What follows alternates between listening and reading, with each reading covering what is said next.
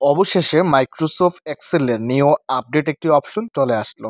আপনারা স্ক্রিনে দেখতে পাচ্ছেন আমার একটি অ্যাটেন্ডেড শিট তৈরি করা আছে, যেখানে আমার সপ্তাহে 5 দিনের নাম দেওয়া আছে। এখান থেকে সানডেতে যদি আমি পি দিই, অটোমেটিক প্রেজেন্টের ঘরে একদিন প্রেজেন্ট ছিল সেটা উঠতেছে, 2টা পি দিলে 2টা উঠতেছে, 3টা দিলে 3 উঠতেছে, 4টা দিলে 4 উঠতেছে, 5 দিলে 5 উঠতেছে।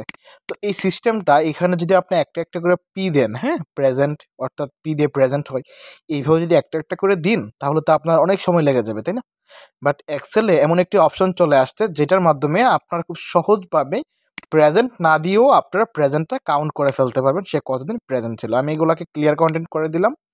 তারপর এইখান থেকে সানডে থেকে আমরা একদম থার্সডে পর্যন্ত সবগুলোকে সিলেক্ট করে ইনসার্ট মেনুতে ক্লিক করব। দেখতে পাচ্ছেন কন্ট্রোল গ্রুপে চেকবক্স নামে একটা অপশন আছে, যেটা আপনাদের থাকবে না। এটা একমাত্র তাদেরই থাকবে যারা মাইক্রোসফট অফিস 365 ইউজ করেন। আমি অ্যাকাউন্টে আসলাম, দেখতে পাচ্ছেন আমার 365 ইনস্টল করা আছে। এখন আপনারা যারা অল্প টাকায় 365 ইউজ করতে চাচ্ছেন তারা আমার সাথে যোগাযোগ করবেন, ইনশাল্লাহ ইউজ করতে পারবেন। তো এই সবগুলোকে সিলেক্ট করার পরে চেকবক্সে যদি ক্লিক করে দিই, দেখেন এখানে চেকবক্স চলে আসলো। এখান থেকে আমি চেকবক্সে যদি ক্লিক করে দিই যে সানডে সে প্রেজেন্ট ছিল, মানডে প্রেজেন্ট ছিল, টুইসডে প্রেজেন্ট ছিল, উইডনেসডে প্রেজেন্ট ছিল, দেন থার্সডে প্রেজেন্ট ছিল। আমরা এইভাবে টিকমার্ক দিয়ে দিয়ে কিন্তু প্রেজেন্টটা বের করতে পারি। এখন প্রেজেন্টের ঘরে আমার নাম্বারটা শো করবে সে কতদিন প্রেজেন্ট ছিল।